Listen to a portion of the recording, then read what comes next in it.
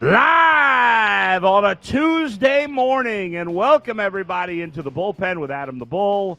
And we got a lot to get to in today's podcast, brought to you, of course, by Bet Rivers. If you're not using the Bet Rivers app, you're missing out. So get on there and take care of all your gambling needs at Bet Rivers, the app, the website, all kinds of great deals. You can already bet on whether or not the Eagles will score a rushing touchdown in every game this season, and so much more. So check out the Bet Rivers app. Coming up later in the show, the Guardians are a disaster. The Cavs make a trade, and there's a new team coming to Cleveland. But we begin with the Browns, and we begin with one of my co-hosts from the Ultimate Cleveland Sports Show, former NFL player and college football and NFL analyst. My friend Tyvis Powell is with us. Hey, what's going on, boy? How you doing? Fantastic. We had some technical difficulties before the show because I forgot to plug back in my headphones. The age is catching up to you. It is. I'm getting old. It's affecting me. There's no doubt about it. All right, let's jump right into it, Tyvis. You know, with about 3 weeks and change before training camp begins. What's this time like for a player like you were, who was fighting for a job every year?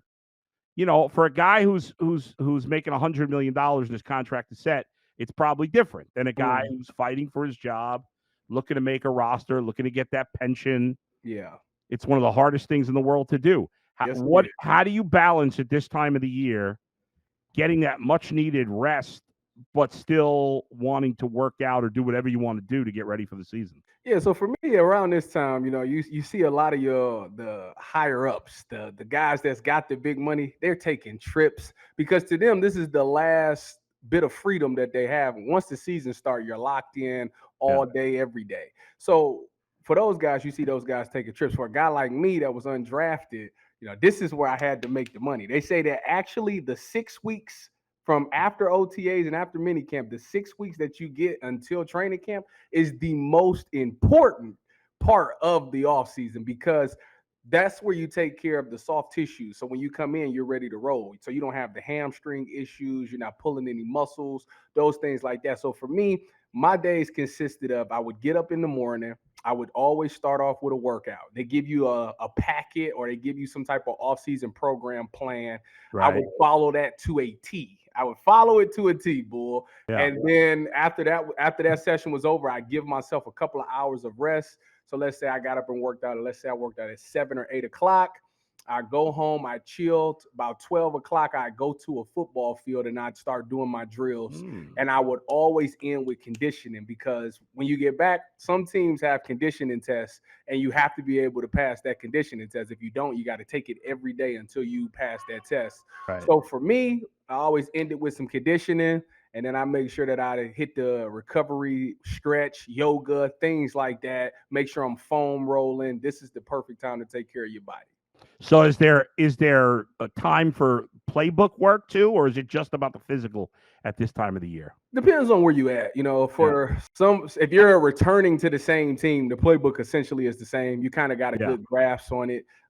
If anything, you're just watching tape. You're watching things that you wanted to work on in the off season.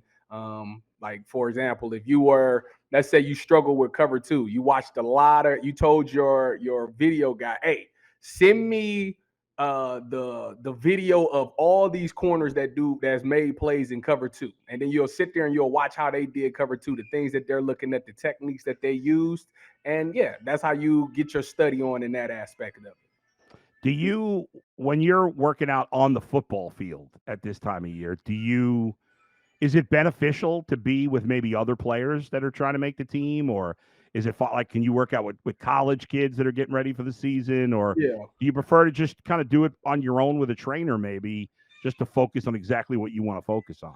Honestly, I actually love to do it with other people. I loved having, because the thing about football, Bull, is that the only way you're going to get better is if you play football. You need those reps, where you're going up against a guy. If you're doing it on air, like, of course you're going to beat the air, right? But you need to be able to react to things. Like, as a DB, it's all about reaction time. And you needed to make sure that your eyes was right. So anytime I can it didn't matter if it was a high school kid, a college kid, it didn't matter to me. As long as those guys was able to give me a nice little rep off the line, give me a nice release, and then run their route so I can look at their eyes and look at their hips and make sure that I'm dropping my hips when they drop their hips and things like that, that was always more beneficial for me. What would your advice be to a young player who is in this time beyond what you just described, which is certainly helpful? Follow the team plan, get those workouts in. Like if somebody's nervous, somebody in your situation very well could be nervous. They could be stressed out. Like, what would your advice to them be at this time of the year?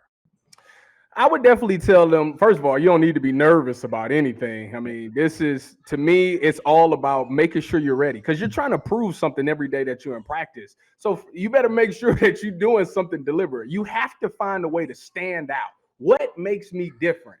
For me, I was a 6'3" corner and I moved very well. I had great hips and all of those things. So for me, that's what I worked on, making sure that my hips beat. Because when you come back, guess what?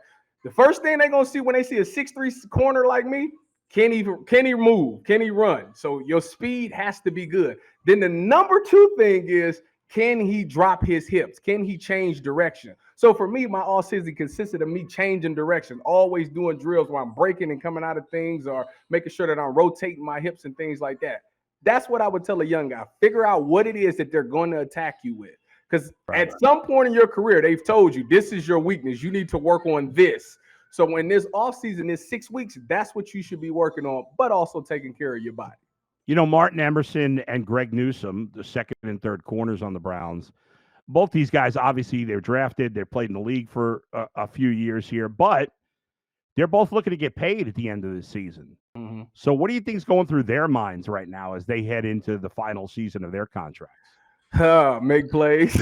Yeah. See, so for Emerson, let's start with Martin Emerson. He is on the part where he just came off of a terrible season. The season before that, he was really good. The season after that, he looked terrible. Yeah. And I think for him, he knows this is when agents start to negotiate that contract. So for him, he needs to come back and he needs to bounce back.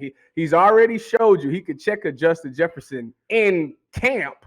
Obviously, in the game, that's a totally different story. But he has the confidence. He's had reps where he's actually looked good. So for him, it's about consistency. He needs to consistently come out there for 17 games and look like a really good corner. And I think he could ultimately get paid or at least start the negotiations. For a guy like G. New, he has to look at it from a standpoint where he got to find a way to get back to the outside. He has to show his versatility, why he's so valuable as a player, why they can't afford to lose him. He has to be so much better than Cam Mitchell that it's not even funny. And we always talk about the one thing that G. New struggles with is getting turnovers or takeaways. If he comes out there and gets 5 to 6 takeaways, that's something that you need on defense. That makes you special because, as you know, in that secondary, that's not happening a lot. We don't get a lot of interceptions. So if you can be the guy that gets takeaways, that makes you valuable. We have to pay you because you're literally getting the ball back to our offense and you're making a dent in the defense. So for him, to me, I think if he wants to get paid and stay a Brown, he has to start getting interceptions and start stripping at the ball. Tyvis, before we get back to the Browns, let's talk about one of their division rivals, the Steelers, who made a blockbuster trade. There were a couple of late draft picks involved, but this was mostly about the players, and you rarely see this kind of player with 3 known players getting traded in the deal. The Steelers get Jalen Ramsey and Jonnu Smith, the tight end. The Dolphins get Minkah Fitzpatrick. What side of this trade do you think is better? Man, why didn't they trade him? Minkah Fitzpatrick? Yeah. Wow. So he went back to where he started. That's crazy. Right. Yeah. I think that to be honest with you, I love Minkah Fitzpatrick as a safety. I think he's very instinctual. I think he does some really good things. But honestly, where Jalen Ramsey is in his career, it was talks about him going back to safety because they said that if you want to prolong your career, you need to go back to safety and things like that. So I like the name. I like the playmaking aspect that he has. But honestly, I might say that the Minkah Fitzpatrick going to the Dolphins may be a little bit better. It might be because you're getting younger. Not that Minkah Fitzpatrick is the youngest guy in the world, but he will play more longer. He'll be more in his prime than Jalen Ramsey. Jalen Ramsey maybe has 1, 2, maybe good seasons left in him, and you're paying him a lot of money for just this upcoming season. I think he might be a unrestricted free agent after this season. So essentially, you're saying this is a 1-year rental with him Yep. if he doesn't just choose to sign again. So I think the Dolphins won in this deal. Yeah, the final total trade was the Dolphins got Minkah Fitzpatrick and a 5th-round pick in 2027. Mm-hmm. The Steelers got Jalen Ramsey, Jonnu Smith, who's a solid tight end, Yeah. and a 7th-round pick in 2027. So Yeah. interesting big trade there. All right, let's get back to the Browns. Obviously, the quarterbacks have been talked about a ton. You and I have talked about the Shedeur Sanders situation quite a bit. I know on Thursday's Ultimate Cleveland Sports Show, we're going to try to predict how many games the rookies are going to play. Mm-hmm. Right now, it seems like Dylan Gabriel is ahead of Shedeur based on the fact that he's gotten reps with the ones and Shedeur Sanders has not. I know last week you suggested that, you've said that it's you thought it was crazy that Shedeur had not gotten ridiculous. It's the correct word. Well, it's go ridiculous. ahead. Just expound on that a little more. I just think that the thing is, if you're going to have a practice, all right, let's say that you like Joe Flacco, but the day that Joe Flacco sat out and you only had 3 quarterbacks, and the fact that this man couldn't get a rep with the ones is mind-boggling to me, because you're giving, all right, Kenny Pickett, I get. You traded a 5th round. He's a former 1st-round pick. You like him. You have a good relationship. Okay, cool. Even Dylan Gabriel, you even put him out there. I know you took him in the 3rd round. You want to see what he could do with the first team. Okay, cool. It doesn't make you curious at all that this dude, Shedeur, is lighting it up in practice every day. You're not even a half bit curious to see what he could do with the ones. Like, that to me, that makes no sense. Like, I'm not about to sit there. And then on top of that, now we got the mini camp stats from ESPN Cleveland. Look at that mini camp stats. And then on top of all of that, though, it's like you got players that's going on podcasts and talking to people in the media saying this guy is really good. Like, this guy is legit. So even your peers respect you enough to even say that you are doing these things. How is it that the coaches can't see that? It always starts with the players, where the players like, hey, you see that? You seen that pass he threw? Did you see? Like, it start with that.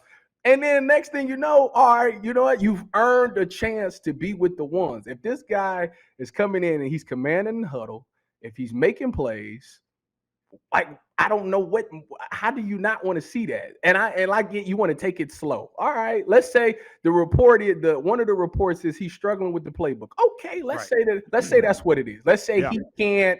His terminology isn't great. He can't come in there and correctly identify the play to everybody in the huddle. It's this thing called a wristband, Adam, that if you put it on, you say, you know what, play 24. He'll go just like this, whoosh, and blah blah blah blah blah blah blah blah blah, and everybody will get it like that. But the fact that the talent is there, and the fact that he's making these plays, and the fact that he can't do it against the ones, it makes no sense. Hey, I've never heard of a guy that can't get a rep with the ones. Even Brock Purdy, when he was in San Fran, when they asked Kyle Shanahan, the guy we took in the 7th round is the best quarterback on the team. Even he got reps with the ones. So for Kyle Shanahan to be able to say that, obviously he's taking some reps with the ones. How is it that Shedeur has it? It doesn't make any sense to me. Somebody needs to make that make sense to me. That the guy that's balling in practice, that's consistent. It ain't like he did it for a day and it went away. He's consistently, according to these stats, he's consistently doing well. Why has he not been with the ones? And what I don't understand is that if let's say he is not prepared, he's not been he can't get the playbook down, whatever. Let's say that's the case. Well, that'll show. And then you'll see it on the field. And then maybe the clamoring from fans, if that's something that they're worried about, will slow down a little bit if he doesn't look good in that situation. So it's not even about the fan. You will know as a coach. Yeah, right. You will know. Like, that's right true. Now, we're just playing the game where maybe, but like, until you put him out there, nobody will have a clear-cut answer. And it's not something that you can wait. It's not like, oh, yeah, you know what? I'm going to wait until the last preseason game to give him reps with the ones to find out if he's good. That's too late. Like, that's way too late. So, like, that's what I'm saying. When we come back for training camp, we got to let's just see it. Just throw them out there and let's see what happens.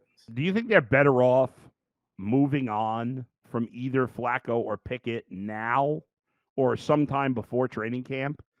So they're not using reps on 4 different guys? I mean, yes. I mean, yeah, you would say yeah because you're giving the reps to all the guys that you truly want to go into the season with. But at the same point, at the same breath, they've talked about going into the season with 4 guys. You need to have that. If all 4 guys look good and you truly can't make a decision, then you can go in there. You can make cuts somewhere else. You can maybe not keep an extra linebacker. Maybe you don't keep an extra safety. Things like that. So there's ways around it to get the 53-man roster with 4 quarterbacks. And you can always use them as trade bait. I think in this case, you're hoping. It's like last year with Tyler Huntley. You're hoping that he goes out there and put enough good tape together that somebody on that last week of preseason says, we'll trade you a 6th-round pick or a 7th-round pick for him. And then you're able to get rid of them that way. And now you can go into the season with your 3 quarterbacks.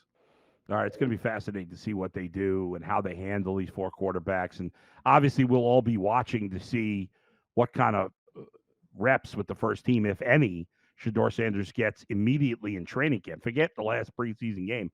You're right. I mean, if it's truly a 4-man competition, then he's got to get an equal shot at playing with the ones. Because if you don't do that, then it's not really a competition and you're full of crap.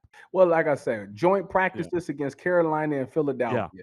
I don't care if he with the 1s, 2s, or 3s. If we hear a report that he's lighting it up, at some point you got to put him with the 1s. Like now, do it in practice. Do it then. Do it in a joint practice so we can he can at least see this game-like experience. That's the closest he's gonna get to a actual game because obviously the preseason is very vanilla. Nobody calls what they're gonna call. It's so basic.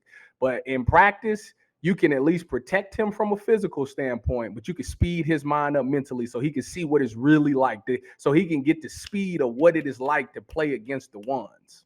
So we can debate all we want, and I've got into this. Fans have gotten mad because I say the stats don't matter. It's just how the guy looks, whatever. But at least you can see something when it comes to quarterback. With other positions in minicamp, you really get nothing. So when you look at the Browns' top picks, whether it's Mason Graham, Carson Schlesinger, Quinshon Judkins, and Harold Fannin, when do you feel like we'll start getting a feel for how good they look? Because in minicamp, it just seems like you can't take. Well, there's no pads in that. Yeah. So when they come back for training camp, they'll have pads. There'll be a little thud tempo, not taking nobody to the ground. But when you get to those joint practices, that's why I say my stock for the Browns is in these 2 weeks of those joint practices because you'll have an inside drill with Quinshon. While everybody's doing 7-on-7, they'll have inside run. Then they'll have a team run period where everybody knows there's a run, but can you block it up? Can you find is his vision good? Can he find the hole that he's supposed to get to? Can he break a tackle? Maybe stiff arm a guy, outrun a guy to the edge. Like those things will show up, and there's no sugarcoating that. As far as Harold Fanning goes, 7-on-7, because I don't know how good he is as a blocker. So at 7-on-7 is where he'll make his money. I'm sure they'll come out in some team periods where you'll see some 12 personnel because I think – to me, if I was the Cleveland Browns, I'd live in 12 personnel this season because I don't know what's going on with our receivers. I know we got Jerry Jeudy. I know you want to use Tillman. I don't know what we're going to get from Deontay Johnson. So if that's the case, if it's unknown, come out in 12 personnel because now I'm dictating what the defense is going to run. If you look at today's NFL, everybody wants to run nickel. Everybody wants to run those 5 DBs. Nobody want to run 3 linebackers no more. But if you come out in 12 personnel, you have no choice but to come out in 12 and not nickel base defense with another linebacker or another safety. But there is a mismatch there, and you'll be able to take advantage of that. And I think that's how the Cleveland Browns should operate this season. It's a good point. I could even see them running some 13 personnel, right? Yeah, like you force the defense to do something they don't want to do. Right, and teams don't have that depth of linebacker like they used to because teams they're all now undersized because that it's more of a passing league. So now they're undersized. So now you can use David Njoku and Harold's size to overcome these linebackers. Good stuff, Tyvis. Thanks for taking the time, buddy. I'll see you on Thursday. We'll talk to you later. See y'all later. Go Bucks, go Browns, go Cavs, go Guards. There you go. And whatever the Cleveland WNBA team is. I want to talk about that for a minute. We'll get to the Guards and the Cavs. Thanks, Tyvis. Just announced yesterday, the WNBA announced it will expand to 18 teams with new teams in Cleveland, Detroit, and Philadelphia. The Cleveland team will begin play in 2028. Cleveland used to have a WNBA team many years ago. They were the Rockers. I'm not sure if that's been confirmed that will be back to the name or they'll try something new. But yeah, in 3 years, the WNBA returns to Cleveland. I'm very excited about this. And if the powers that be are watching, I want to be the play-by-play man for the Cleveland WNBA team. I called 8 years of women's college basketball. Yes, it's Division III, but I had a passion for it like nobody else, and there's nobody better. Let's face it. There is no better person for the job of WNBA Cleveland play-by-play man on the radio or TV. Throw me on TV. I'll do whatever. I'm used to TV now. But either way, nobody's doing a better job than me. Nobody will be more into it than me. And I'll throw in that I think Dan Gilbert's going to own the team. Whoever owns the team has got to push to bring Caitlin Clark to Cleveland. Let's steal her from Indiana. Let's go. Let's go. Let's make everything happen here. But I'm serious. I want to be the play-by-play voice of the expansion team in Cleveland. And somebody's got 3 years to make this work out. Reach my people. We'll talk about it. I actually don't have any people. I'm my own people. Other notes, but I'm 100% serious. I'm not being sarcastic at all. I 100% want to be the play-by-play voice of the new WNBA team in Cleveland. 100%. And I'm telling you, nobody's going to be better than me. Nobody. Am I cocky? Yes. Am I wrong? No, I'm right. Nobody's better. Bring any fraud in you want. If you want a vanilla, boring broadcast, then bring in somebody else. You want excitement and energy from a WNBA broadcast? Hire me. Let's go. Whoever's in charge of this needs to get their shit together. Maybe I shouldn't have cursed because I can't curse on those broadcasts. But, here I can. So we're going to go with it. The Cleveland Guardians make you want to curse. They're playing terrible baseball. The Guardians, you may remember, had lost 5 in a row. They were 25-22 on May 19th. And we were starting to give up hope on them. And then they won the last game of a series with Minnesota, went to Detroit, took the first 3 games to improve to 29-22. And we were feeling a lot better about the Guardians after their May 24th game in Detroit to improve to 29-22. Well, since then, in the 5 and change weeks since then, the Guardians, who were 29-22, have since gone 21-10. 11-20. I'm reversing the numbers here. 11-20. They've lost 20 of their last 31. Their offensive output in the month of June has been absolutely pathetic. It was pathetic in April and May, but it's been another level of pitiful. They dropped their 4th in a row yesterday, 5 out of 6. They got swept by the Cardinals. They've been shut out in 3 of their last 4 games. They've been shut out in 4 of their last 7 games. And their next 9 games are against very good teams. They're in Chicago to play the Cubs starting tonight through Thursday. Then they come home for Detroit over the weekend, and then they go to Houston Monday through Wednesday. They wrap up the first half of the 4-game set in Chicago with the White Sox, and they stink, but still, it's on the road. And so only 3 home games left, 9 of your 13 games against playoff teams, including Detroit and Houston, who's playing great. You're facing a lot of good pitchers. You're facing Hunter Brown, who's been fantastic with Houston. Tarek Skubal, Lance McCullers has been a little up and down. Jack Flaherty, Casey Mize, Shota Imanaga, Matthew Boyd, our old friend who played for the Guardians last year, has been lights out for the Cubs. You're facing a lot of good pitchers over the next week and change. You're playing bad baseball. You can't hit. They can't hit. Even when they've had 2 games where they scored 6 in the last week. They lost both those games. They lost to the Blue Jays 10-6, and they lost to the Cardinals on Saturday 9-6. I mean, it's just pathetic. It really is. They've only won 3 series since they took that first 3 games from Detroit. They've had 1, 2, 3, 4, 5, 6, 7, 8, 9, 10 series. They've won 3, lost 7 in terms of series. Fans are frustrated like I've never seen from the diehard. The casuals are always frustrated with this team, but the diehards are frustrated. And we haven't really seen that much from the fans. And it's hard to have much faith right now because they don't spend, they haven't developed hitters, and they seem unwilling to call up their top prospects. And even when they have, most of them have failed. Cavs made a trade over the weekend acquiring Lonzo Ball from the Bulls for Isaac Okoro. My man Mikey McNuggets loves this trade, so I'm with him. Isaac Okoro was a useless player. Lonzo Ball's always hurt, but obviously he's a much better player than Isaac Okoro when healthy. So Ty Jerome is and they re-signed Sam Merrill to a big extension. Ty Jerome is apparently gone, so it'll be Lonzo Ball replacing Ty Jerome. And Isaac Okoro is gone. And he's, no loss at all, in my opinion. It'll be fascinating to see what else the Cavs do. I think they will not trade Garland. I'm hoping they trade Jared Allen. They picked a couple of guys in the second round of the draft, including one who's from Italy, you see there, and he's not coming over to America, I don't think, right away. So they drafted the other kid out of Duke. We'll see if he can contribute. We see if Jalen Tyson could increase his role. I think that's a possibility off the bench. Anyway, thanks to everybody for joining me today. Thanks to Tyvis for coming on the show. Thanks to Chris and Max for producing the show. I'll be back live with Dustin on Thursday at 9 a.m. Until then, we'll talk to you next time. Where else but right here in the Bullpen with Adam the Bull, brought to you by Bet Rivers. See you, everybody.